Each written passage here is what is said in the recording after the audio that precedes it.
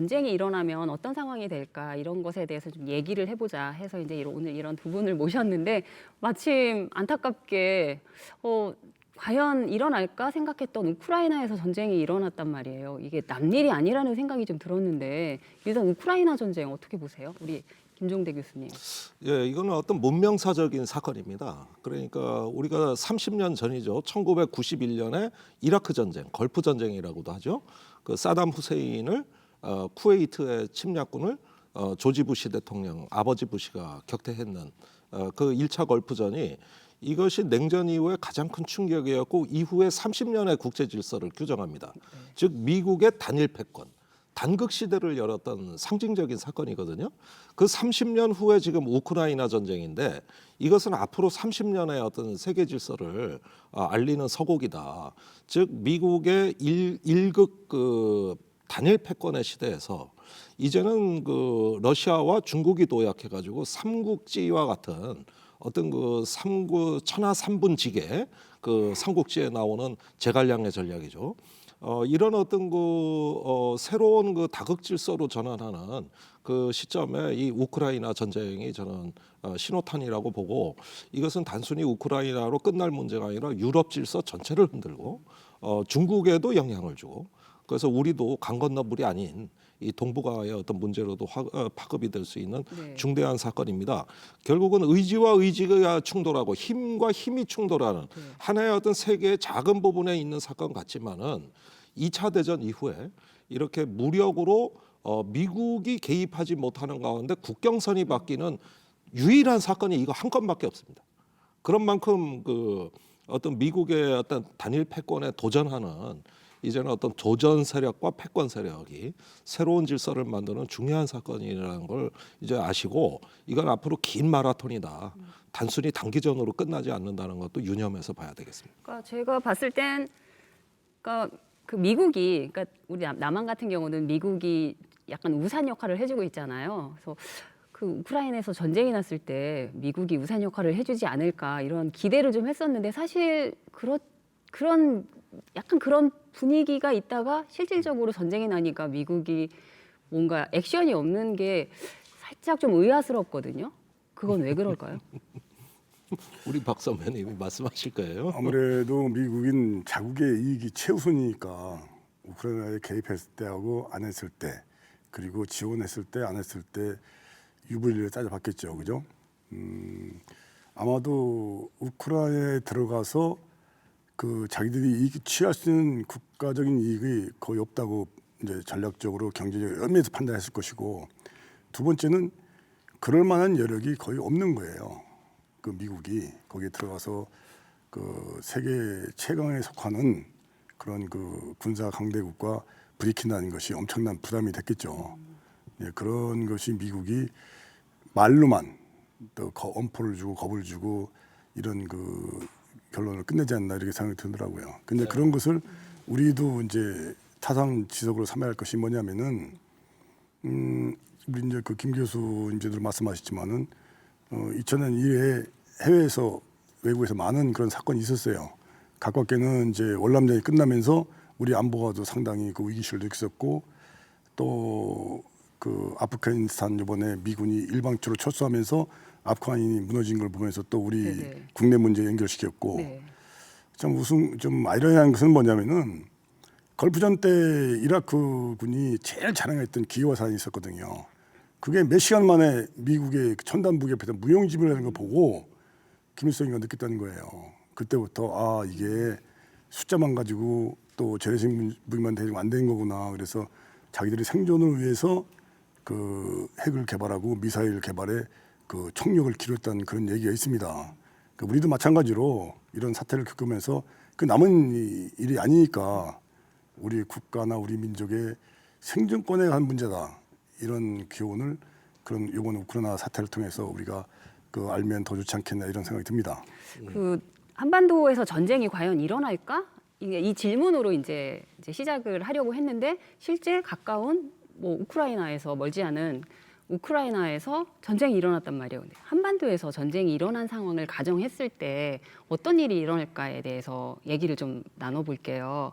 참 무시무시한 얘기를 그게 굉장히 가지고 진실에 가까이 다가가면 다가갈수록 네. 참 말하기 불편한 주제죠, 사실은. 저는 그렇게 생각해요. 우리가 미래 전쟁을 예상할 수는 없어요. 미래 전쟁의 양상을 예측한다는 건 불가능합니다. 이건 매우 복잡한 문제예요. 그러나 최악의 상황은 가정해 볼 수 있는 거거든요. 최근에 그 미국의 브라운 대학의 왓슨 연구소에서 전쟁 데이터를 지금 계속 발간하고 있습니다. 저는 그 데이터를 볼 때마다 항상 정신이 혼미해지는데, 이라크, 아프간에 미국이 20년간 전쟁을 했어요. 그런데 총 전비가 지금 6조 달러. 그 다음에 그 앞으로 제향군인에 있습니다. 그 참전군인들 그 케어하는 비용이 2조 3천억 달러. 그리고 하루에 18명이 자살합니다. 그러니까 전쟁터에서 한 명이 죽었으면 그걸 지켜본 4명이 본국에 와서 스스로 극단적 선택으로 목숨을 끊는다는 얘기예요.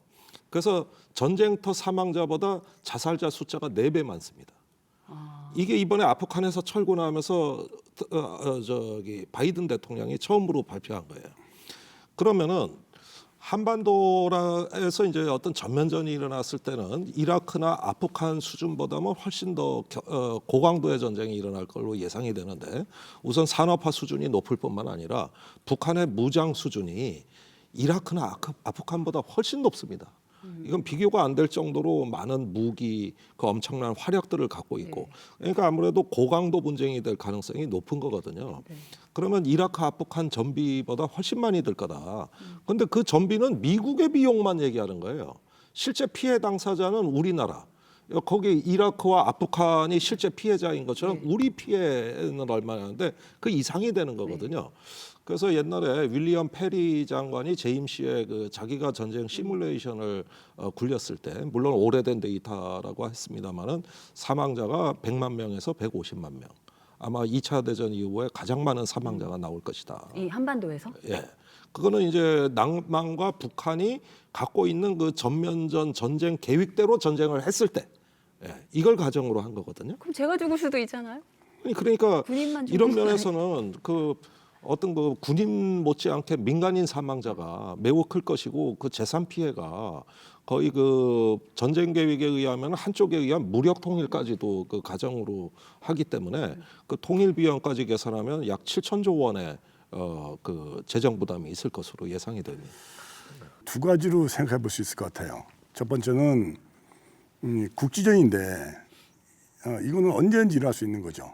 국지전은 예를 들어서 우리가 먼저 이제 흔히 요새 언론이나 전문가들이 많이 하는 참살 작전.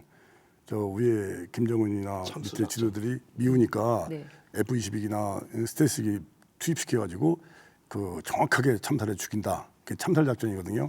그런 무기를 활용할 경우가 있고, 그렇다면 우리 특수부대를 투입해가지고 그 우리가 목표한 바를 제거시키거나 폭발시키거나 적의 핵기지라든가 적의 최근 그 가장 중요한 군사시설 이런 걸 파괴시키는 목적으로 들어가는 이 두 가지 정도가 나올 건데. 그러니까 그거는 우리 남쪽에서 북한을 그렇죠. 공격할 때의 북한에. 상황이네요. 근데 그럴 경우가 있을 거. 그럴 경우에 하나의 그 국지전이 시작되는 거거든요. 그럼 북한은 거기에 대한 보복으로 이제 선택을 하겠죠. 전면전을 하든지 그렇지 않으면 국지전을 하는데, 국지전을 만약에 한다 가정한다면은 예를 들어 서해오도를 그 우리 무력 공격을 한다든가, 그렇지 않으면은 그 적의 특수부대를 보내가지고 우리가 또 걔들과 똑같은 방법으로 자기들이 보복을 한다든가, 이런 어떤 그 쉽게 얘기해서 제주도 같은 경우가 상당히 우리는 그 방어에 취약한 점이 돼 있거든요. 방어 그 게릴라 부대나 어떤 그 잠수함 부대나 이런 걸 활용해서 그 제주도에 혼란을 준다든가, 이런 그 국지전은 항시 일어날 수 있는데, 이러한 가능성은 바로 이제 전면전으로 이제 나올 수 있다는 얘기죠.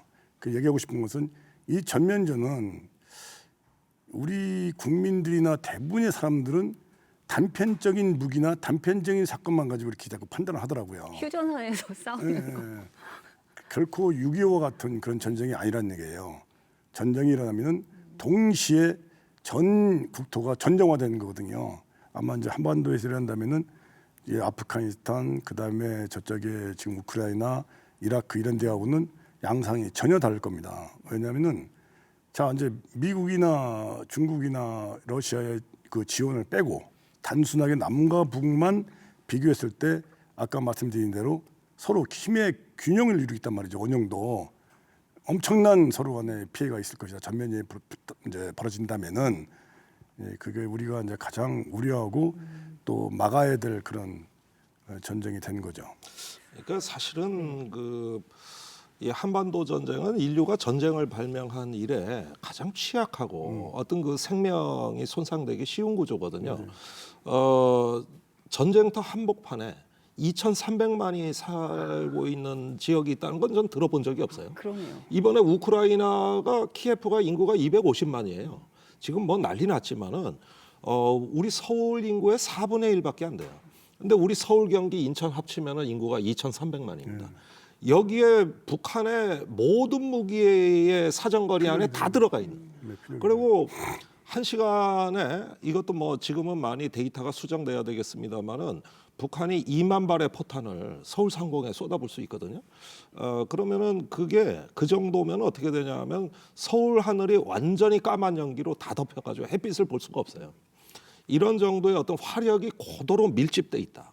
인구도 밀집돼 있다. 산업과 금융과 정치의 모든 핵심 기능이 다 밀집돼 있다. 근데 이게 휴전선에서 40km밖에 안 된다. 이런 걸 한번 상상을 해보십시오. 어떤 그 인구가 이 정도 밀집된 데서 세계에서 가장 어떤 파괴적인 군대가 거기를 향해 가서 1년 365일 24시간 총과 대포와 미사일을 겨누고 산다. 이거 자체가 우선 비현실적이에요. 현실감이 느껴지지가 않아요. 사실 거슬러 올라가 보면은 한국 전쟁의 기억이 지금도 이어지고 있습니다만은 390만 명이 사망했습니다. 당시에 한반도 인구가 남북한 합쳐 3천만이 안 됐어요. 그런데 390만 중에 85%가 민간인이에요. 그런데 1차 대전이 민간인 사망 비율이 40%, 2차 대전이 67%인데 한국 전쟁은 85%가 민간인. 어느 한 가족도 비극을 피해가지 못했어요. 이게 전면전의 기억입니다. 이게 대량 전쟁, 어떤 사륙 그 자체가 목적이 된 이런 전쟁의 기억인데 그 사이에 지금 70년이 지난 오늘에 와서 보면은 더욱더 위험해져 있는 것이죠.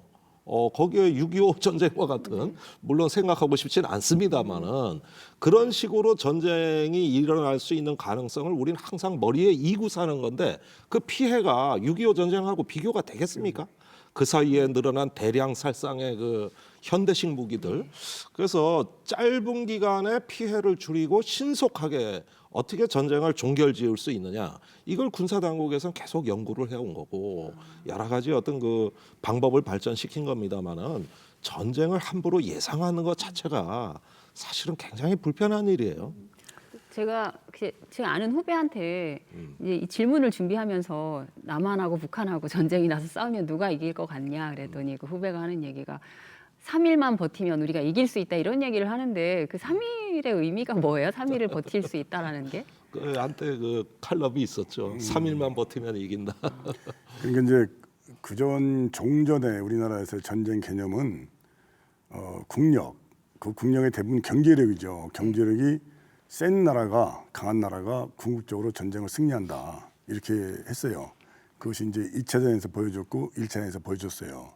근데 지금은 그 산업화되고 발달된 경제력이 전력화로 전쟁 힘으로 바뀌는 시간 타임이 있지 않습니까? 바뀌기 전에 전쟁은 속전속결로 끝나버리는 거예요. 그러니까 우리나라 국력이 그 사람에게는 그럴 거예요. 3일은 버텨주면은 두 가지가 있을 겁니다. 버티면은 우리의 그 모든 역량이 그 전투력으로 전환돼서 북을 압도할 수 있다. 또 한 가지 기대하는 것은 미군이 증원돼서 우리를 도와줄 것이다. 이 전제 조건이 두 개가 있을 겁니다. 그런데 한반도 전쟁은 우리 김 교수님도 얘기했지만은 그런 상황이 오기 전에 속전속결로 끝난다. 왜냐? 아까도 말씀드렸지만 6.25 같은 그런 재래식 전쟁이 아니라 밀리고 밀린 전쟁이 아니라 한번 가정을 해보자는 얘기죠. 일어나지면 안 되지만은 한번 전면전이 한반도에 일어났다. 외세를 생각하지 말고 미국이나 생각하지 말고 우리 순수한 우리만 생각해보자 얘기죠. 그 미국의 어떤 지원이라든 이런 것은 그 다음에 알파라고 생각하고 우리 자체만 생각해 보자. 네. 우리 김 교수님 얘기한 대로 우리 한반도가 그 군사 밀집도가 가장 세계에서 높아요. 이런 최강의 병력이 그 좁은 공간에 있는 이런 상황이 없어요. 지금 아프간하고 러시아, 우크라이나하고 러시아, 그다음에 아프가니스탄하고 미국, 이라크하고 이런 관계가 아니라는 얘기죠. 그건 전혀 달라요, 양상이에요. 우리 자체가 북한과 맞설 수 있는 전투를 갖고 있다는 얘기죠. 이거 벌어지면은 내가 판단할 건데는 먼저 육군은 그 전선에 있는 모든 병력이 서로 물고 있는 상태가 될 겁니다. 밀리고 하면서 할 거예요. 그러면 공군은 어떻게 되겠어요? 엊그제 내가 뉴스를 보니까 그 북한 전투기에 넘어있는 우리나라의 우수한 F-35A나 그 F-15K 같은 우수한 전투력이 그 북한 비행기가 남반 50m 다 격추할 것이다 이렇게 얘기하는데 내가 그걸 보면서 저분도 군사 전문가가 이런 생각이 들더라고요. 이게 전쟁이 벌어지면요, 우리 남아 있는 예를 들어서 공군 전 비행기는 사전에 정해진 목표지로 달려가는 거예요. 그냥 때리고 오는 거 때리고 가는 거거든요. 비행기마다 목표 지점이 따로 네, 있어요. 그러니까 사전 편대별로. 할당 표적이라고 그걸 군사 용어로 프리 ATO라고 그걸 말씀하시는 사전 거예요. 할당 네, 표적. 그거를 각 편대별로 딱 임무가 주어져 있단 말이죠. 그러면 딱 하면은 바로 달려가는 거예요. 그 북한 공군은 오고 싸우고 할 데가 없어요. 그렇게 할 수도 없어. 그냥 최속도만 달려가기 때문에. 전부 요새는 마하네요. 근데 거기서 어떻게 싸워요? 북한도 마찬가지로 그럴 거 똑같은 거예요. 자, 그런데 그나마도 지금 이게 문제가 있는 것은 우리 발달돼 가지고 안 간다는 것까지 F-15K가 대전 상공에서 타루아성을 딱 때리면은 평양에 정확하게 2m 편차로 목표를 명중시키는 겁니다. 아, 거기까지 안 넘어가고 안 넘어가고 남한 쪽에서 대전 상공에 때려가지고 거기까지 간단 말이에요. 그 미사일을 쏘는 거예요? 항공기가 장거리 공대진 미사일. 공대진 미사일 예. 쏘는 거죠. 저 전투기에서 미사일을 쏴요? 예, 타우러스 그 독일제일 얘기하시는 독일제. 거고 그 전에 들어온 슬레미알이라고 미국에서 들어온 미사일도 F-15에 그 전투기에 장착이 됩니다. 자, 그렇게 이제 공군들이 퍼볼 것이고 북한도 마찬가지할 것이고, 그러니까 이제 수싸움이 되는 거예요, 막이요. 그리고 어느 정도 각자 공군들의 목표가 됐을 경우에 나머지가 이제 공중에 붙을 겁니다.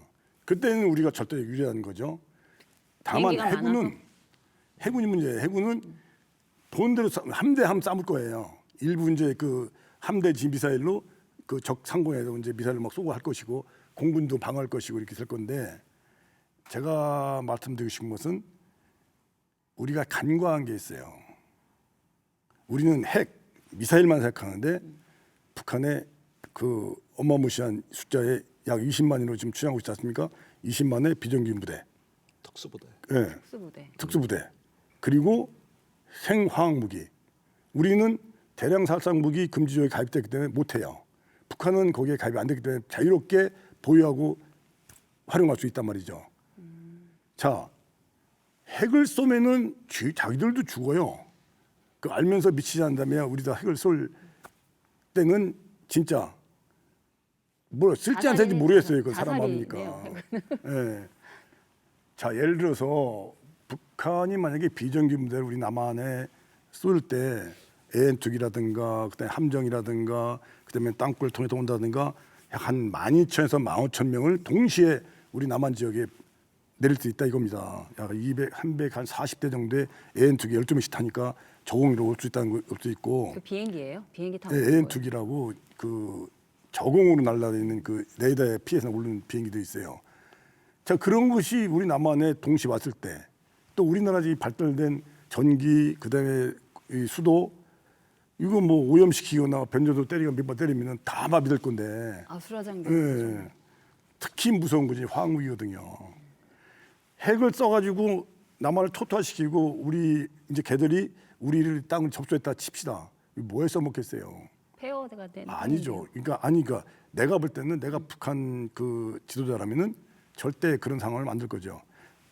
최소한의 피해를 주고 가져올 수 있으면 자기들이 활용하는 거 아니에요. 그 이득이 되는 거 아니겠습니까? 그때 많이 쓰는 것이 내가 볼 때는 생화학 무기 같아요. 그건 핵보다 더 무서운 거거든요. 뭐 일쪽 지역에 뭐 화학 무기 밑에만 터치면 다 그냥 살아있는 생물들 다 죽어버리는 건데 나머지는 그대로 살아있단 말이죠. 이런 것을 우리가 간과하지 말아야 될 것이고, 결론적으로 어느 언론에서 북한이 5.1 작전, 기습, 전면전 확대, 2일차 전면전 확대, 3일차 핵 및 그 대량 살상 무기, 4일차 대규모 특수전부대 투입, 5일차 미군이 증하기 전에 5일 내지 6일, 7일 안에 남한을 점령 완료한다. 가능하겠어요? 기습한 순간 전면전이 된 건데 입체전이 된 거예요. 순서대로 전후만 안 간 돼요? 것이 한꺼번에 되는 거예요. 뭐 3일 되는데 그제서 특수전부대 오고 이거 아니란 얘기죠. 그 전쟁은 그 부분이 네. 그 이제 북한식의 그게 이제 저 김정일 위원장 시절부터 그때 뭐 저기 7일 전쟁이니 뭐 며칠 전쟁이니 하는 것들이 나오기 시작했고 이제 대량 살상 무기를 개발하기 시작하는 이런 어떤 흐름을 보였던 것이죠. 그런데 문제는 그건 북한의 계획입니다. 그리고 김정은 시대와 가지고는 이제 핵과 그 다양한 미사일의 종합 세트 좀 이쪽으로 많이 치중을 하고 전략 자산 확충에 더 주력을 하는 최근의 행태를 보이고 있거든요. 그러니까 일단은 5.1 전쟁이나 7.1 전쟁이냐 하는 계획 시나리오는 존재하지만 그러나 저 북한의 전략 자산을 과연 선제 공격용으로 쓸 것이냐 아니면 억제용으로 써가지고 자기들한테 어떤 그 유리한 전쟁 중에 정전 협정을 강요하기 위한 수단. 예를 들면은 전쟁을 뭐 최종 파고까지 가기 전에 어느 정도의 혼란과 긴장을 조성하고 적절한 무기 사용을 한 다음에 상대방한테 강요하는 거죠.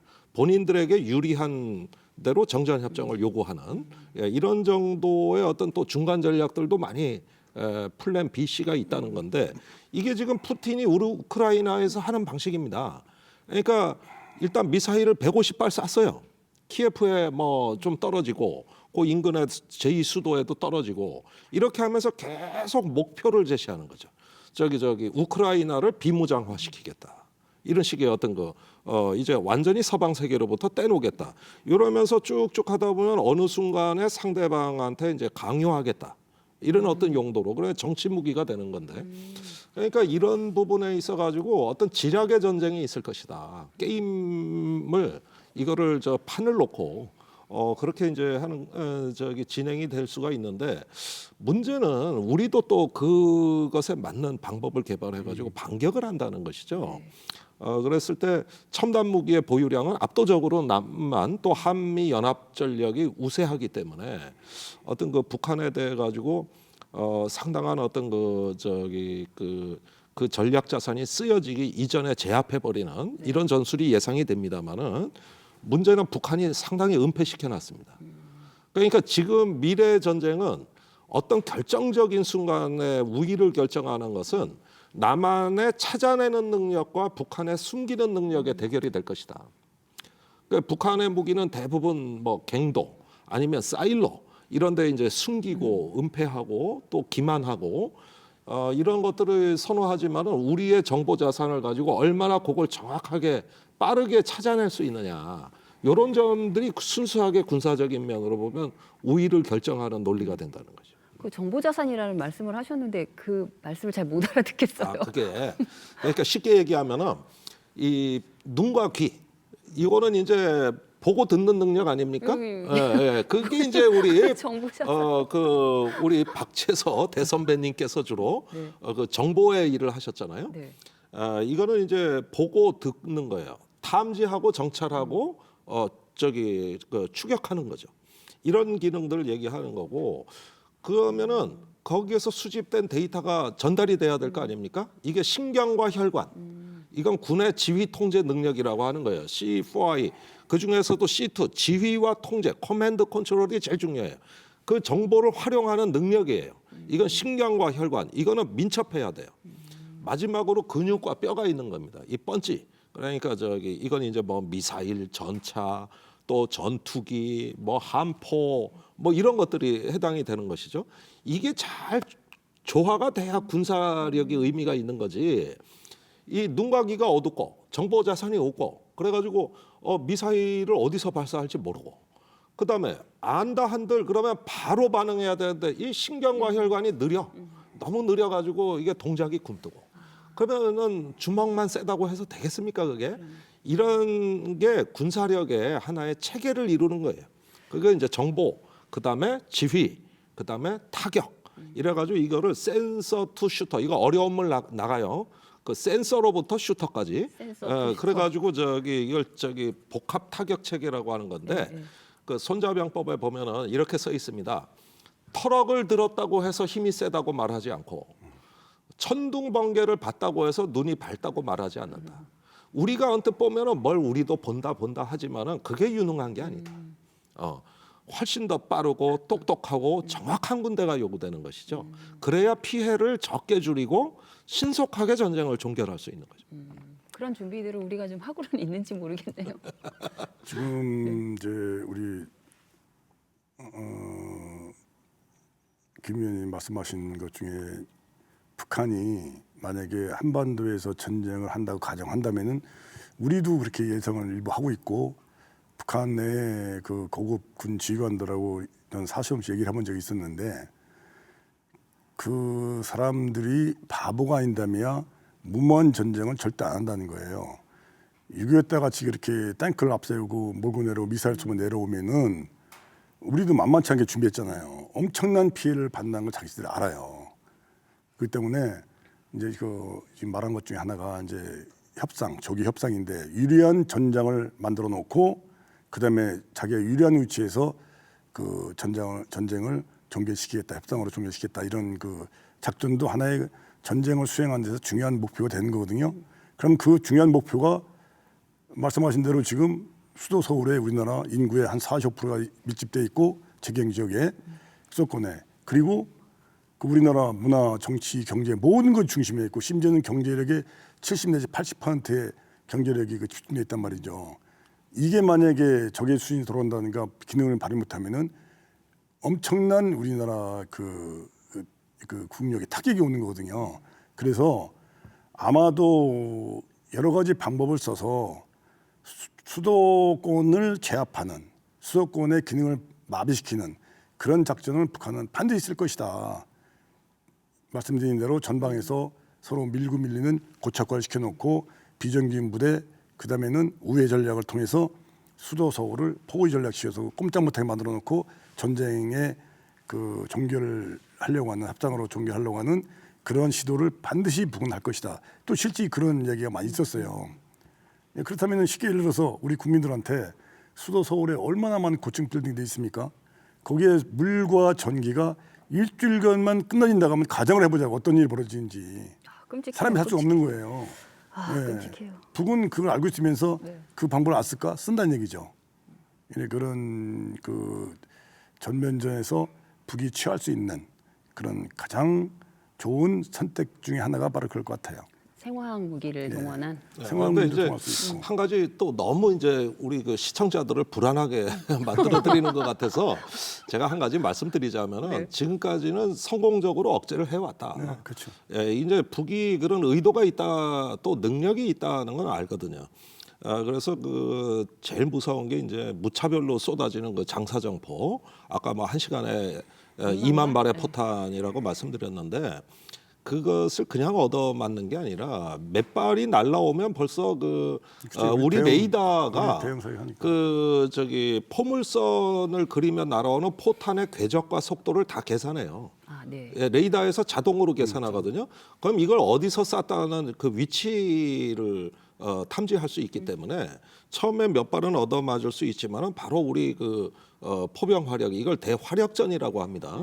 그래서 그 지점을 표적으로 대응 사격을 할 수 있게 돼 있고 그다음에 옛날의 전투기는 그 북한의 방공망을 뚫고 못 들어갔는데 지금은 야간에도 그 전투기에 랜턴 장비가 부착돼 가지고 야간에 작전이 가능하고 또 압도적인 항공력으로 그 북한의 갱도에 숨겨져 있는 각종 그 포진지들을 제압하게 됩니다. 네. 이러다 보니까 북한의 쏘는 능력에 비해서 제압하는 능력이 훨씬 빠른 속도로 발전해 가지고 지금은 상당 부분의 대화력전 시스템이 현대화돼 있다.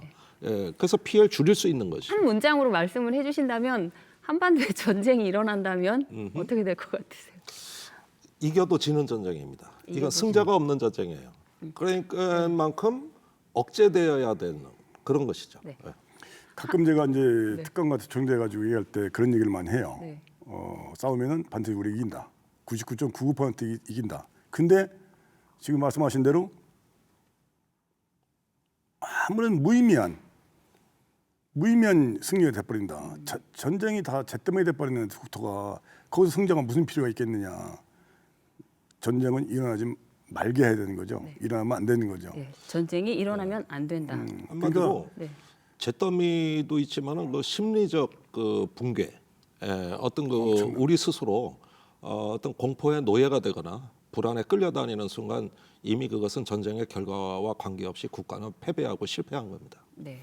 그런 점에서 지금 푸틴이 우크라이나에 그 강요하는 그 위협은 단순한 미사일이 아니라 그것이 극대화시키는 공포 그 자체가 목적이 되는 것이고 그런 가운데서 인간 생활의 기본 안전망이 파괴되고 사회 인프라가 혼란에 빠질 때 우리 국가가 감당할 수 있겠느냐 이런 점들이 이제 고도의 그 위협 속에 숨어 있는 의도들이기 때문에 그걸 알고서 대비해야 되는 것이죠. 심리전도 엄청난 거네요.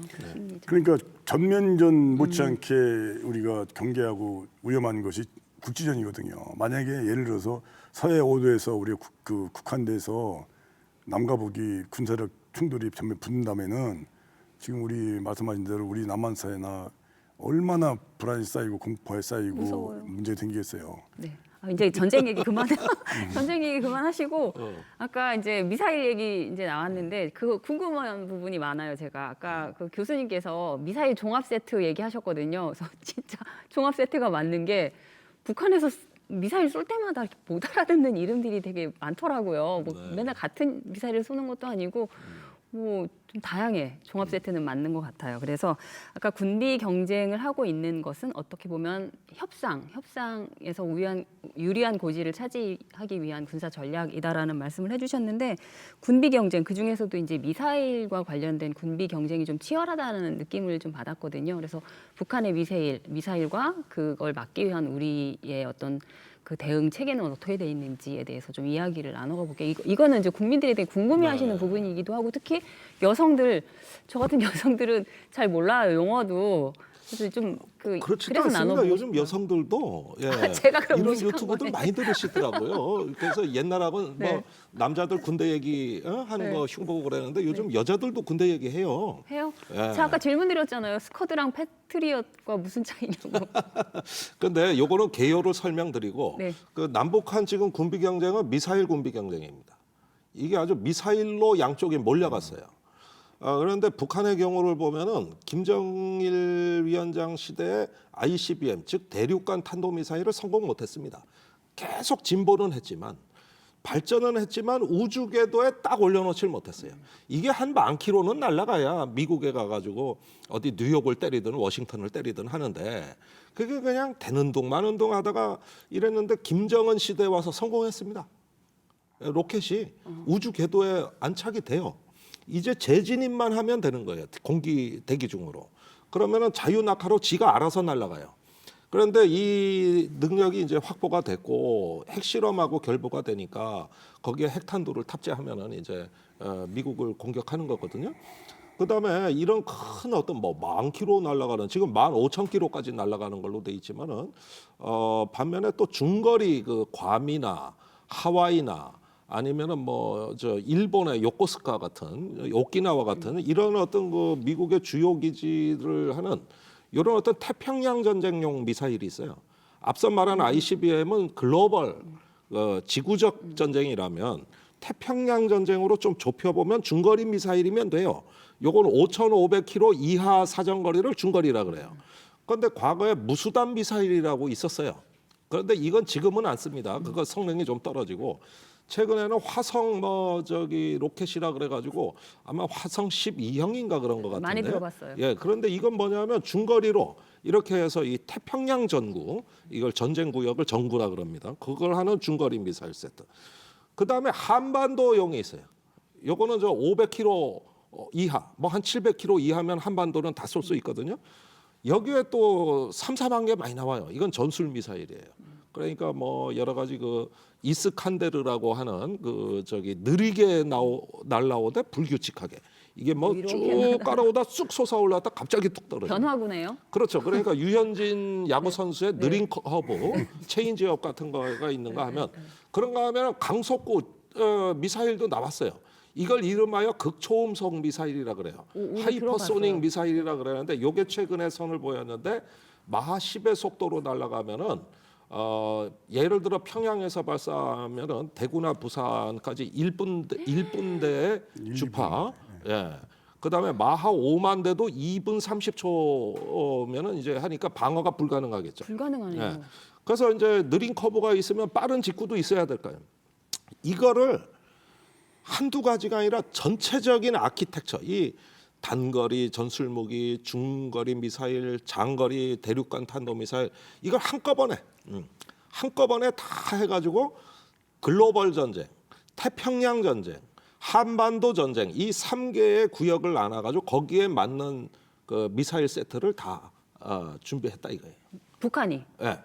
거기에다가 옛날에는 이걸 갖다가 저기 옛날에 김정일 위원장 시절의 미사일은 뭐냐면은 군사 기지에서 그 고정식 발사대 액체 연료 미사일인데 액체 연료는 쏘기 전에 연료를 주입해야 돼요. 왜 그러냐면은 그 연료 플러스 산화제를 같이 넣어야 되는데 이게 저기 직전에 넣어야지 보관할 수가 없거든요. 그래서 30분 전에 넣고 30분 정도 다 채워서 하면 그때 쏘니까 고정식의 발사 준비 시간이 길어요. 그때만 해도 인공위성이면은 다 이걸 탐지할 수 있었어요. 위성으로 어느 지역에서 여기서 미사일 발사돼 30분의 시간이 있어. 그러면 쏠 기미가 보면 먼저 때려. 이게 킬체인이라고 하는 겁니다. 선제 타격. 근데 지금은 고체 연료 미사일이라서 이 주입 과정이 필요가 없어요. 발사 준비 단계가 그냥 쏘기만 하면 돼. 평시에 끼워놨다가. 그러니까 사전 경고 없죠. 그다음에 이동식 발사대로 바뀌었어요. 그러니까 고정식이 아니라 트럭에 싣고 트럭에도 싣고 열차에도 싣고 그런가 하면 또 잠수함에 실는 그 수중 발사 SLBM이라고 하는 거. 그러니까 옛날엔 위성으로 잡았던 표적이 이제 안 보여. 그러니까 옛날엔 고정된 바둑판에 남한 북한이 흑돌 백돌을 넣었다면 이제는 이 바둑판이 움직인단 말입니다. 이게 판 자체가 움직이는 모바일 시스템. 그래서 옛날이 선형이었다면은 지금은 비선형. 그러니까 옛날에는 더하기 빼기만 하면 되는데 이제 미적분이 필요한 거야. 이런 식으로 차원이 달라져요.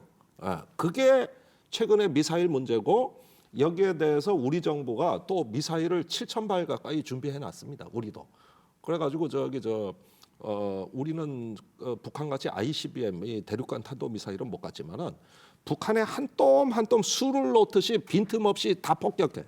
이래 가지고 또 이명박 대통령 때부터 시작이 돼가지고 지금에 이르기까지 뭐 우리도 뭐 저기 그 현무 1, 현무 2 이렇게 불리는 게 그 미사일 시리즈인데 그 미사일 이름이에요. 이 미사일 이름에 또 현무 3 뭐 해가지고 순항 미사일, 탄도 미사일이 아니라 불규칙 기동하는 거 이것까지 또 다 준비를 해놨어.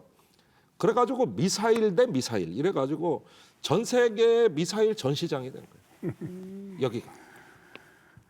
그 천궁 수출했다고 하더라고요. 천궁 들어봤는데 그건 좀 다른 무기예요. 그건 좀 다른 무기예요. 그러니까 지금 얘기한 거는 네. 미사일 서로 공격 무기로 하는데 공격 무기. 어느 날 이것만 하다 보니까 불안한 거야. 지금까지는 저기 공격 무기를 날라오면은 얻어맞아? 한 대 얻어맞았어 나도 때려. 이 싸움은 되는데 문제는 얻어맞는 게 너무 아파. 그러니까 날라오는 걸 안 맞게 할 수 없냐. 그러니까 미사일이 날라올 때 우리도 미사일 쏴 공중에서 맞춰버리는. 그러니까 상대방이 총 쏘면 나도 총 쏘서 총알로 총알을 맞춘다. 이런 식의 방어 개념이 필요해진 거예요. 그게 패트리어트, 사드 같은 미국의 요격 미사일. 그다음에 한국이 개발하는 거는 이제 LSAM, MSAM이라고 하는데 청궁은 그중에 LSAM을 얘기하는 건데 청궁, 신궁 그래요. 이건 한국이 개발한 요격 미사일. 이건 방어 무기들이죠.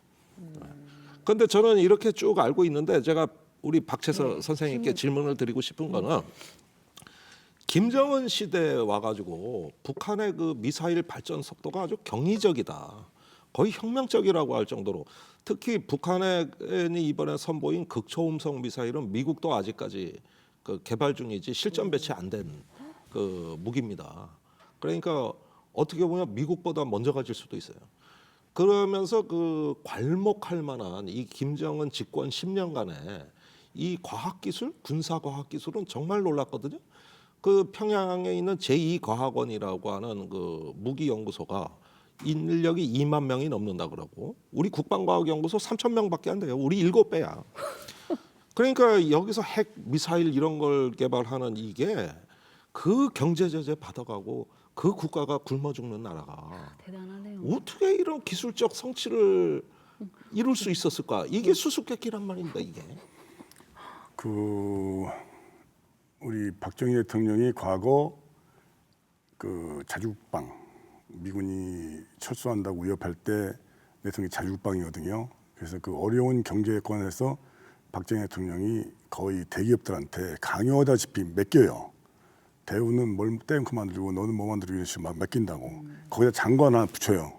책임지고 같이 만들어내야 되는 거야. 예를 들어 잠수함 배는 현대, 대우는 대포, 탱크 뭐 이런 식으로 맡겨요. 거기에 상공무장과 교통장 다 붙어 있는 거예요. 이렇게. 예. 근데 그 과정에서 가장 어려웠던 것이 기술이에요. 의욕은 되는데 기술력이 없는 거야. 그러니까 해외에 나가 있는 우리 그 일찍이 나가 있던 우리 유학생 그 기술자들한테 조국이 필요하다, 좀 와달라고 이렇게 하소연하지 않습니까? 많은 또 호응을 받았고, 그럼 북한은 알다시피 그 엄청난 그 컴퓨터에서도 이상하게 한 분야 사이버 이런 쪽으로 발달돼 있고, 또 과학기술도 뭐 미사일 이런 분야 최첨단 분야를 한단 말이죠. 그 미사일이 발전되려면은 이거는 과학의 총알란 말이야. 다른 과학기술이 다 이게 집합돼 가지고 이게 나오는 거란 말이에요. 첨단 무기가. 근데 과연 북한이 그렇게 과학기술이 발달돼 있냐? 아니란 말이에요. 그럼 어떻게 걔들은 극복했을까? 어떻게 했을까요? 예. 그게 이제 제가 볼 때는 아마가 아니라 거의 확실한 것은 외부의 도움이 100% 있을 겁니다. 외부의 도움. 특히 이제 그 사이버라든가 IT 산업은 기본적으로 IT 산업 같이 막 쭉 발달돼 가지고 거기서 이렇게 분야별로 나온 게 아니라 북한은 기형적으로 그 사이버 공격하고 뭐 이런 분야만 해킹하고 이런 분야만 발달돼 있어요. 근데 이것만 독자로 할 수 있는 게 아니거든. 그럼 이거는 어느 외부에서 그 기술을 갖다 주지 못하면 배워지지 못하면 안 되는 거예요, 지식을요. 그 과학도 마찬가지예요. 나중에 이제 기회가 들겠지만은 천암 사태 같은 데도 북한은 항공 탐지 능력이 없어요. 근데 밤에 어떻게 때렸을까? 이 의문점이 들잖아요. 어디서 지원받았을까? 마찬가지로 지금 말씀하시는 북한의 그 변형된, 기형화된 특히 국방과학 기술이 어디서 지원을 받아가지고 급속도로 발전됐을까? 이것은 우리가 우리 정부 당국이나 또 정보에 관계된 사람들이 풀어야 숙제 같은데 알고 계시는 거 알아내겠죠. 저는 알고 있어요. 아니 그러니까 현직에 계셨으면은 지금쯤 그 일을 하고 계셨을 것 같아요. 예, 단순히 협력만 할 게 아니라 또 원래 우리 박 선생님은 그 정보사의 군인 출신이고 항상 군인 정신으로 그 저기 임무를 수행하셨단 말이에요. 그러니까 굉장히 그런 군사적인 문제에 천착을 하셨을 거라고 저는 예상을 추정을 하는데 그런 자산을 국가가 잃어버린 거죠. 예. 그런데 이렇게 북한의 그 관료나 그 고위 장성들이나 이런 사람들하고 얘기해 보면은 이 사람들의 어떤 전략과 기술에 대한 감각이 북한의 지금 수준보다는 훨씬 높은 것 같단 말입니다. 그다음에 그 과거에 소련에 유학도 많이 갔다 온 것 같고 또 최근에 북한의 전술을 보면 중국을 많이 답습한다는 느낌도 들고 그러면 중국이나 러시아나 이런 데 어떤 동향을 면밀하고 민감하게 보면서 끊임없이 영향을 받는 뭐 이런 어떤 그 흐름이 아닌가 어떠신지. 정확하게 본 거예요. 아 그렇습니까? 예. 예. 중국의 영향이 예를 들어서 분명한 쉽게 거네요. 이런 거예요. 지금 미국을 비롯한 국제사회에서 벌써 몇 년 동안 북한에서 엄청난 압박과 제재를 가하고 있잖아요. 그럼 북한은 벌써 쓰러져야 되는 거예요. 근데 어떻게 버틸까? 중국도 국경 지역에 국경 무역 그나마 있던 것도 다 지금 거의 다 막고 있단 말이에요. 그럼 뭘로 달러를 뭘로 어떻게 해서 견딜까? 이거 생각해야 되는 거예요. 그러니까 그 전쟁이 나면은 군인들은 싸울 목적이 있지만은 그런 밑받침을 제공해주고 그런 전략적인 그리고 외교적인 문제를 풀을 사람들이 국가 지도자고 국가 정책자들이에요. 군인들이 거기까지 못한다는 얘기죠. 그게 이제 그 우리 그 국가를 책임져야 될 사람들 지도자들이 풀어야 될 숙제고 과제죠. 요 대목에서 그 뉴욕 워싱턴 포스트 기자를 했던 바브 두워드의 그 더 레인지 경로라는 책이 한 3년 전에 나왔습니다. 네, 읽어봐야겠네요. 거기서 이 문제를 다루거든요. 근데 굉장히 재밌는 이야기라는데 이 모든 수수께끼의 최고 비밀은 김정은 위원장이라는 거예요. 과거에 김정일 시대에는 과학자들한테 뭐 미사일 개발해라 뭐 해라 그랬는데 안 되면은 잘라버리고 숙청하고 그랬대요. 그런데 김정은 시대에 와가지고는 실패해도 좋으니 계속해. 그러면서 실패를 권장하고 왜 노동신문에 보면은 그 김정은 위원장이 과학자를 업어주더라고. 잘했다고 업어주고 한 번은 1,000몇백 명을 집단적으로 다 승진을 시켜가지고 완전히 팔자 바꿔주고 평양에 가면 과학자 거리를 조성했다는 거예요. 여기가 지금 관광 명소라네. 그러니까 이 김정은 위원장의 그 과학 우대 정책, 그다음에 저기 실패를 장려하는 문화, 실패를 용인하는 문화, 요게 핵심이라는 건데 우리나라에 지금 저 뭐 국방과학연구소가 뭐 개발하다가 시험 평가에서 실패했다. 그러면 또 이거 뭐 스캔들이다, 방산비리다, 부실 기업이다 해서 아주 저 신문 같은 데서 복날에 개패드 얻어맞고 감사원 감사받고 이러면 1, 2년 지체. 그런데 우리나라 문화는 이러는데 실패를 용납 못하는 문화예요. 그래서 국방과학연구소가 70년도에 박정희 대통령이 창설한 이래 지금까지 실패한 연구 개발이 3건밖에 없습니다. 그러니까 99.5% 성공이에요. 그러니까 도전적인 과제는 아예 안 해. 우리나라는 저 실패하면 감사원 감사 받으니까. 그런데 북한은 다르다는 거예요. 그리고 실패해도 그걸 실패로 안 보고 그냥 결과라고 보는 거예요. 이걸 밥 우드워드 기자가 하면서 요때부터 무기 개발 속도가 완전히 저 기하급수적으로 빨라졌다. 아마도 김정은 위원장이 김정일 자기 아버지와 다른 점은 세계에서 가장 선진화되고 발달된 그 체제가 안정화되고 자유스러운 그 스위스에서 인용기를 보내지 않습니까? 그래서 상당히 그 중요한 의미가 있다고 저는 생각을 해요. 그러니까 아버지 때 만들어놓은 그 재래식 무기를 중심으로 한 전력, 그건 우리도 월등 났죠, 그죠? 그 75년도부터 우리가 국력이 앞서기 시작해요, 북한에 비해서. 그럼 그 앞선 국력을 바탕으로 그 북한은 4대 군사 노선 이걸 부르짖으면서 현대화시켜요. 우리는 M1 소총 들고 있을 때 그 북한 벌써 AK 소총을 만들어서 전 예비군까지 학생들까지 지급시키지 않습니까? 탱크를 만들었는데 다 하잖아요. 근데 우리는 M16도 못 만들 때예요. M16이에요? 그때 힘으로써 만들어놓은 재래식 무기가 그때 소총이 재래식 무기가 지금 한 50년, 60년 지난 지금은 어떻게 되겠어요? 이게 처치곤란이야. 갖고 있을 수 없고 버릴 수도 골동품이에요 없고. 지금. 네. 골동품으로 미국에 역수출해요. 그 내가 지금 그 아까 좀 전에 말씀드렸지만은 이라크 전쟁을 보면서 4시간, 5시간 만에 이라크의 정예 기계화 군단이 기획사단이 2개 가장 정예 기획사단이 몇 시간 만에 선진화된 고도로 발달된 미국 무기에 그냥 쑥대받다는 걸 보고 김일성이 충격을 받았다는 겁니다. 지금 마찬가지 김정은 그 북한 그 국무위원장이 이 재래식 그 엄청나게 많은 재래식 무기가 이게 무용지물이 돼버린 거예요. 어떤 데서는 2가지 있을 겁니다. 생존을 자기들이 북한 그 국민이나 북한 체제의 생존을 위해서 그러면 살 수 있는 방법이 뭐냐? 그게 이제 어떤 한쪽으로 발달되는 그런 그 미사일이라든가 핵무기, 대량 상장 무기로 아마 방향을 정했을 것이 아니냐 이런 생각이 들고요. 재래식 무기로 경쟁하고는 우리 한국하고 이제 게임이 안 되는 거예요. 예를 들어서 국력의 경제력의 차이가 북한에 우리보다 31배 앞서 있으니까 공식적으로 발표된 게 31배잖아요. 그리고 국방비 지출만 해도 북한은 전체 국가 예산의 26%를 국방비 써요. 그래봤자 우리 국방 예산의 4분의 1밖에 안 돼요. 경쟁이 안 되는 거예요. 그러니까 그런 재래식 무기를 항공기를 첨단화시키고 뭐 이런 거하고는 안 되는 거죠. 아까 얘기한 대로 항공기가 우리서 떠가면 바로 적진을 때려버리는 그런 미사일을 갖고 있는 북한 입장에서는 상황에서 선택과 질주? 전차. 그렇죠? 북한이 가장 그 자랑한 것 중에 하나가 지금까지는 전차였어요. 대규모 전차. 한 4,600대 가지고 있는 전차 가지고 탱크? 탱크 가지고 큰 소리 쳤는데 한국은 F-15A에다 CBU 105라는 그 탄을 가지고 때려버리면 한 대가 F-15K 우리 주력 비행기 한 대가 북한군 전자 600대를 한 번에 시킨단 말이에요. 이거 안 되는 거예요. 이 첨단 무기 앞에서. 김정은이 이거 몰랐을까? 다 알았을 거 아니에요.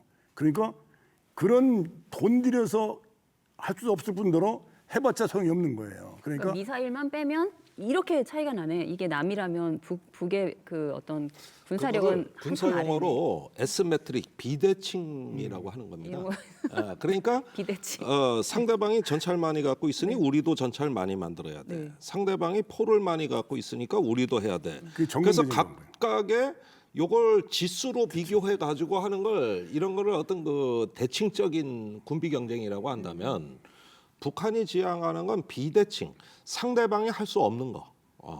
이것이 이제 장거리 미사일, 뭐 핵무기 이런 것들인데 남측은 그런 옵션이 없죠. 네.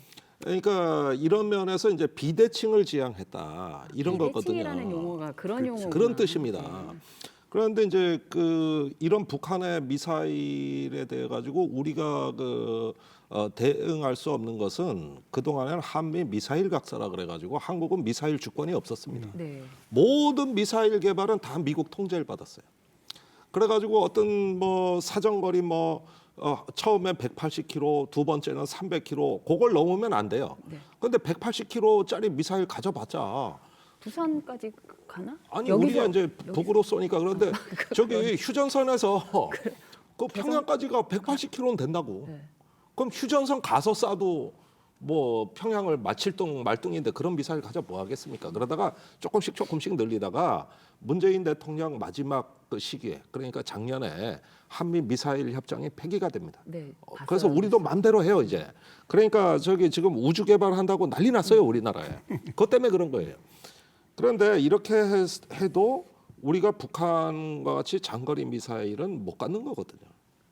그걸 가질 수가 없어요. 모스크바 때릴 겁니까? 베이징 때릴 겁니까? 그거 가져 무슨 목적으로 하냐? 주변국이 가만 놔두겠습니까? 안 되는 건 안 되는 거예요. 그러니까 이제 우리는 북한에 대한 역비대칭, 북한이 이런 비대칭이 있다면 그거에 대한 카운터 비대칭, 북한이 못 갖는 거 이런 걸 또 가져야 되겠다 이거예요. 그게 이제 미사일 방어 전력이 있는 겁니다. 거기서 이제 한국형 미사일 방어 체제라는 게 나오는 거예요. 이거는 북한에는 이런 개념이 없어요. 남한에만 있는 개념이에요. 그래가지고 북한의 미사일을 공중에서 무력화할 수 있는, 날아오는 미사일을 가서 공중에서 맞추는 이런 미슬 디펜스 (MD라고도 하는데) 네. 여기에 KA가 붙으면 한국형 미사일 방어가 되는 것입니다. 이걸 하려고 미국에서 그 경북 성주에 지금 사드 포대가 배치돼 있고, 그 다음에 한미가 패트리어트 미사일을 갖고 있습니다. 네. 사드는 고고도에서 맞추고 패트리어트는 중고도 40km에서 맞추는 거거든요. 이게 다 방어용 다 미사일인 방어용. 거죠. 그 다음에 저기 한국이 독자 개발한 그 천궁, 신궁 같은 미사일이 있는데 요 중에서 이제 M셈이라고 하는 이게 아마 천궁인 것 같은데 15km 상공에서 미사일을 맞추고 그다음에 L셈, 롱셈이라고 하는 게 이제 신궁 이렇게 되면은 40km 상공에서 맞추는 패트리어트하고 비슷한 성능의 대공 미사일을 우리도 이제 자체 개발해서 가진다. 그러면 어떻게 되느냐? 이게 한미 연합 방위 태세에서는 이런 모든 요격 미사일, 사드, 패트리어트 뭐 이런 미사일들을 하나의 단일 지휘관이 다 통합 운영해가지고 미사일 방어 작전을 하겠다. 이렇게 지금 얘기를 하는 거거든요. 물론 상당한 내용은 뻥입니다, 사실은. 그게 수학적으로 되냐 안 되냐는 지금 논란이 많아요. 네. 근데 그 미사일 종류가 되게 다양하잖아요. 근데 그 북한에서 갖고 있는 미사일, 이제 그것이 남한을 겨냥해서 날아올 때 그 종류별로 우리가 맞춰서 이제 쏴서 맞출 수 있는 그 준비가 지금 되고 있고, 그 준비가 된 시스템을 한국형 미사일 방어 체제라고 한다, 이 말씀이신 거죠? 네. 그렇죠. 이게 그걸 체계적으로 하는 거예요. 지금 말씀하신 대로 북이 이제 최고도로 올라오면은 네. 150km나 100km 상공에 제일 먼저 사드가 이걸 요격하고 네. 거기서 걸러진 것을 그다음에 이제 우리 국산 미사일 60km 되는 거, 그다음에가 이제 그러니까 그 패트리트 이제 네. 2, 3가 이제 또 마지막까지 하는 것이 이렇게 하는데 중요한 것은 어떤 경우도 100%는 없어요. 100발을 쏘면은 우리가 많으면 90발까지 우리가 맞추는 거, 10발은 떨어진다는 얘기예요. 이 북한에서 쏘는 것이 저거 핵미사일이 맞아. 네. 저걸 반드시 막아야 돼. 네. 확률을 높이기 위해서 지금 중추하는 것이 일단 미사일 하나 쏘는 게 아니라 네. 두 개가 또 날아간단 말이에요. 세 개가 날아가서 셋 중에 하나가 맞추면은 확률이 높아지는 거 아니에요. 확률 그게 싸움이네요. 근데 이게 문제는 사드 이게 한개포 성주에 있는 한개포대가 포대라고 하잖아요. 이게 발사기에 몇 개 있냐면은 6개가 있어요. 6개가 발사기가 있어요. 그럼 총 미사일은 몇 개 있겠어요? 사드 미사일은 48개 있어요. 48개를 난 북한 미사일 뭘 막으려고 하는지 난 모르겠어요. 미 수천 발, 수만 발 가지고 있는 미사일 걔들, 우리도 7천 발 가지고 있는데 미사일을 걔들은 더 많이 가지고 있을 거 아니에요. 그럼 그 중에서 어떤 게 핵미사일인지 알아? 어떤 게 그 화학무기나 저 생물학 무기를 뚫고는 이제 어떻게 아느냐 말이에요. 그러니까 예를 들면 사드 같은 게 우수한 무기인 건 맞습니다. 그런데 이것은 뭐냐면은 중동이나 어디 괌 같은 데서 그렇죠. 중국의 미사일이 발사되면은 경고 시간도 꽤 길고 그래가지고 충분히 추적을 하다가 요게 언제 요격을 하냐면은 이제 대기권 상공을 올라가 우주에서 떨어지는 하강 단계에서 그때 이렇게 각도를 맞춰서 요격하겠다는 거예요. 이 개념대로라면은 적과의 충분한 거리가 확보돼야 돼요. 그래야 이 우주까지 날아갔다 오는 그 저기 뭐야 포물선을 계산을 해서 이걸 수학적으로 계산해 가지고 하는 건데 지금 한반도에 갔다 왔더니 북한하고 거리가 너무 짧아 가지고 이게 뭐 쏘면은 1, 2분이면 뭐 다 이렇게 되는데 언제 뭐 저기 저 먼 우주에 그 극초단파 레이더를 쏴서 저걸 계산해서 이렇게 날라오면 이렇게 맞추고 이거는 이렇게 너무 근접되다 보니까 이게 효용성이 의심이 되니까 처음에 2016년에 사드 배치를 할 때 원래 우리는 그거 배치하면 아 이제 수도권 안전해지겠구나 국민들 다 그렇게 알았어요. 근데 막상 까보니까 어떻게 되냐면 수도권 방어용이 아니라는 거예요. 여기에 못 갖다 놓는다는 거예요. 그 이유가 뭐냐? 점점 북한하고 가까워지니까 이제 사드의 의미가 없는 겁니다. 어떻게 긴 창을 갖고 이렇게 근접전을 합니까? 이건 길게 하는 건데 그래가지고 이 효용성이 논란이 많은 겁니다. 그러니까 결국은 뭐 사드를 수도권에 하나 더 갖다 놓자, 뭐 충청도에 갖다 놓자 지금 별말이 많은데 무기란 건 원래 개발된 목적이 있는 겁니다. 그 환경 하에서 잘 작동하는 거예요. 근데 지금 이런 것들이 뭔가 우리도 뭐 방어 무기 하나 있으면 값어치 하나 생기는 거고 뭐 어쩌고 저쩌고 그 우리 방어하는데 뭐가 문제냐 이렇게 얘기한 단순 논리인데 전혀 그렇지가 않아요. 그렇지가 않다는 데 문제가 있는 거예요. 두 가지 아마 이유에서 미국은 우리 한반도에 사드를 배치한 걸로 지금 판단을 하고 있어요. 한 국제적인 역학 관계인데 미국이 중국하고 무역 분쟁을 일으키기 전에 선제 조건이 무역 10대국에 들어가 있는 한국과 일본을 반드시 자기 편으로 끌어들여야 된다는 얘기죠. 근데 우리 한국은 당시 전승절 행사 대통령 창발 정도로 아주 중국에 밀접해 있었잖아요. 떼어내야 되거든요. 2015년 일입니다. 네. 떼어내야 되거든요. 그걸 떼내와야 돼요. 근데 간단해요. 사드를 배치하면은 중국이 얼마나 반발하고 사드를 배치 용인한 한국 정부를 얼마나 미워할 건지 뻔히 알고 있었어요. 왜 중국은 사드를 한국에 배치하는 걸 그렇게 그러니까 경계를 이제 지금 말씀드리려는 것이 뭐냐면은 사드가 만약에 북한 미사일 방어용이라든가 또 그런 효과가 있다고 한다면은 저는 국가 예산을 얼마나 들여도 난 배치해야 된다고 난 믿어요. 그렇게 주장하고 싶어요. 근데 사드는 성능이 검증이 안 된 그런 그 무기거든요. 그 넓은 미국에도 사드 3대 포대밖에 없어요. 근데 왜 이 조그만 나라 아까 말씀하신 종심이라고 하거든요. 전쟁용이 짧은 요 나라에 하나도 없게 하는데 3시간 어디다 갖다 놓을 거예요. 그거 뭐 써먹을 거예요, 어디다가.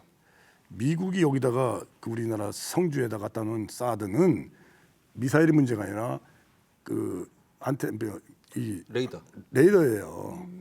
1000km 밖에서도 야구공을 찾을 수 있는 그 레이더 이거거든요. 그게 뭐냐면은 미국이 그 중국을 가상 적국으로 생각하고 있으니까 중국에서 미국을 향해서 전략무기, 전략 핵통을 쏠 경우에 일차적으로 여기 한국에서 그걸 탐지하겠다는 얘기거든요. 일부는 뭐 쏠 수 있는 거고. 근데 못 쓸 거예요. 왜냐면 대위권 밖에 지나가기 때문에 우리는 그거 못 쓸 거예요. 두 번째가 이제 오키나와라는 그 아데나주 선에 있는 그런 선, 그다음에 괌선, 그다음에 하노이, 아이고 저기 호놀룰루 이쪽에, 그다음에가 이제 미국 본토로 이렇게 첩첩첩첩이 미국의 MD 미사일 방어 체제의 일환으로 와 있는 거지. 저게 성지에 와 있는 그 미사일 46기 가지고 북한의 그 핵무기나 이런 거 막을 수 있습니까? 그건 아니란 얘기예요. 자, 이 부분이 아주 논란이 많은 대목인데 네. 마침 또 이번 대선에서 그 쟁점이 됐기 때문에 이 문제가 상당히 그 모호한 가운데 정치적 논쟁만 진행되고 있는데 네. 우리가 조금 이 문제는 면밀하게 전문적인 진단을 해야 되는 겁니다. 그러니까 사드라는 것이 이제 어떤 무기라는 건 설명을 드렸습니다만은 일본이 2017년에 일본도 지금 미사일 스트레스가 심하거든요. 중국, 북한 때문에. 그래서 어떻게 할까 하다가 사드는 대상에서 제외시켰습니다. 사드는 안 맞는다. 이래가지고 제외시키고 그 사드를 도입 안 하는 걸로 하고 그 대신에 그 이전에 그 배치돼 있는 사드 레이더는 2개를 계속 운영하겠다. 이렇게 돼 있어요. 아, 사드가 레이더랑 이렇게 미사일하고 세트예요. 세트예요. 예. 근데 레이더는 계속 또 운영한다는 거예요. 그러니까 발사대를 원래 없으면 사드가 아니잖아. 네. 그런데 그 레이더 그 자체의 의미가 너무 큰 거예요. 거기에 극초단파 레이더가 중국의 연안을 다 감시하게 돼 있어요. 그래가지고 그거를 전방 감시 모드로 운영을 하고 있습니다. 그런데 제가 유엔사 참모장 그 슬라이프 장군한테 들은 얘기는 뭐냐면은 하늘에 떠 있는 걸 감시하는 데는 레이더가 삼각 측량으로 이렇게 같이 해줘야 이 정확도가 높아지는 겁니다. 예를 들면 우리가 자동차 GPS로 우리 위치를 아는 거는 위성 3대나 4대가 쏴준 전파를 삼각으로 비교해서 내 위치를 아는 거거든. 그럼 공중에 있는 거 1개는 지상에 있는 3개 레이더가 이렇게 쏴주면 이 역관계를 상상하면 되는 거죠. 그러면 고도, 속도, 형상까지 알 수 있어요. 어떤 비행체. 그런데 이렇게 해서 그 감시망을 구축해 가지고 상호 연결을 시켜 버리는 거죠. 이게 미국의 MD망인데 만약에 이게 없으면 무슨 일이 벌어질까요? 그러니까 중국이 만약에 미국의 ICBM을 쏜다면 북극 항로를 비행하게 돼 있습니다. 그러면은 이게 미국의 도착할 무렵에 탐지라면 알래스카의 레이더에서 탐지하면 대략 발사 후 15분 후에 미국이 아는 거예요. 늦네요. 늦죠. 이미 늦죠. 그런데 여기에서 주한미군이 한국에 들어와 있어서의 어떤 그 결정적 효과는 뭐냐면은 중국이나 북한이 특히 이 동북아 지역에서 미국으로 미사일을 쏘면 7초 만에 합니다. 이 차이는 미국 본토 안보에 매우 결정적인 문제예요. 여기에 어떤 그 미사일 그 네트워크 정보망이 이제 가동이 되고 우리가 주한미군이 한반도에서 정보 수집을 할 수 있도록 시설과 노하우나 이런 것들을 폭넓게 지원한 결과가 뭐냐? 미국 본토에서 알기 전에 여기서 그 동향을 먼저 한다는 이것 때문에 트럼프가 주한미군 철수하겠다 그럴 때 맥마스터 안보보좌관하고 매티스 국방장관이 자기 직을 걸고 트럼프한테 반대한 겁니다. 여기 이 정보 네트워크 때문에 미국 본토 안보가 지금 보장되고 있는 겁니다. 이게 바로 방어 네트워크다 이거예요. 그러니까 사드의 레이더는 워낙 고성능 레이더이기 때문에 그 아주 전파의 파장이 극초단파, 아주 짧은 파장의 이 전파는 그 형상까지 식별합니다. 탄두에 센티미터 단위로 그 데이터가 필요한 겁니다. 그래야 중국이 뭘 쏘고 뭐 북한이 뭘 쏠 때 이제 탄두에 캡슐이 열리면서 다탄두 여러 개의 탄두가 분리돼서 비행하는데 조중에서 미끼 탄두가 뭐고 실제 탄두가 뭐고 미끼 탄두라는 것도 있어요. 디코이라 그러는 것이죠. 그래가지고 예를 들어서 적게는 4개, 많게는 8개, 12개로 분리되면 우주에서 이게 뚜껑이 열리면서 각자 표적을 찾아가 쫙 한꺼번에 내려가거든. 미사일 한 발당 이렇게 탄두가 많아요. 그러면은 그걸 MIRV라 그래. 다탄두 로켓이라고. 그러면은 이걸 갖다가 방어하는 쪽에서 과제는 저 중에서 미끼 탄두와 진짜 탄두를 어떻게 구별을 해낼 것이냐. 요게 정보의 핵심입니다. 거기에 이제 고성능 레이더. 그러니까 우주에 있는 위성은 이걸 구별할 능력이 안 돼.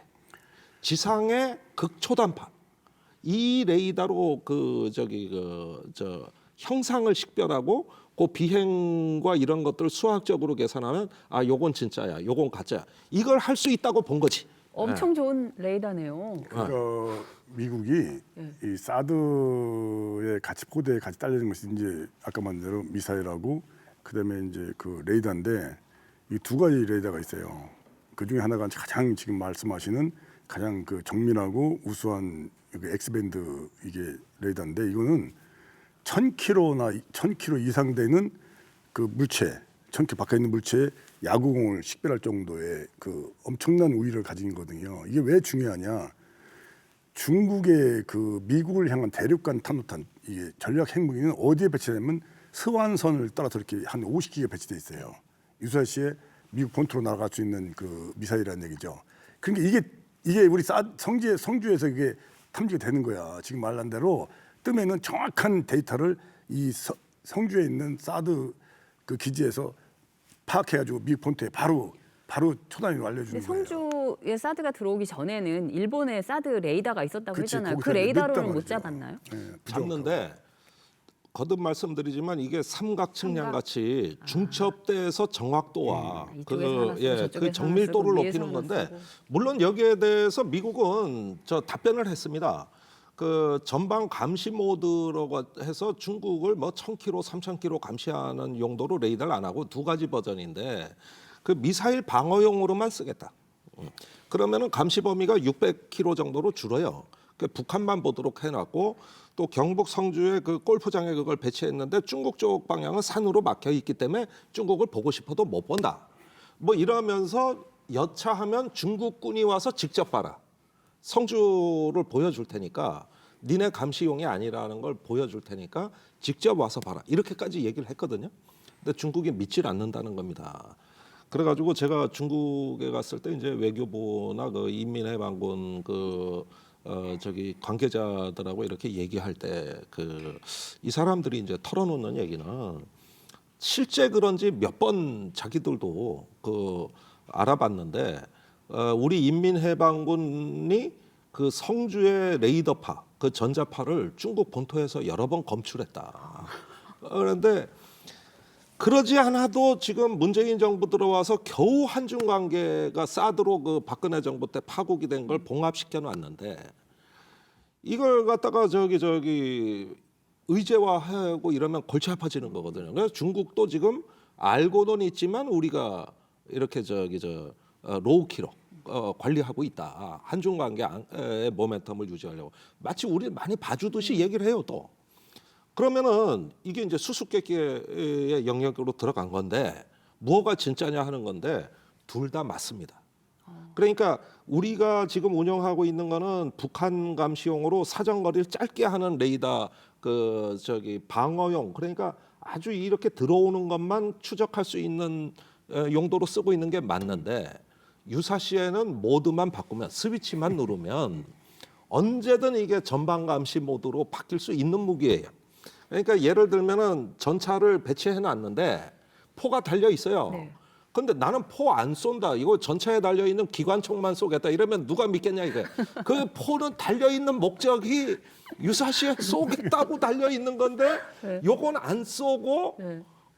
성능이 낮은 총만 쏘겠다 이러니까 모양이 전차인 이상 그 말은 소용이 없는 거예요. 그러니까 두 가지 말이 다 맞고 다 틀리기도 한 거예요.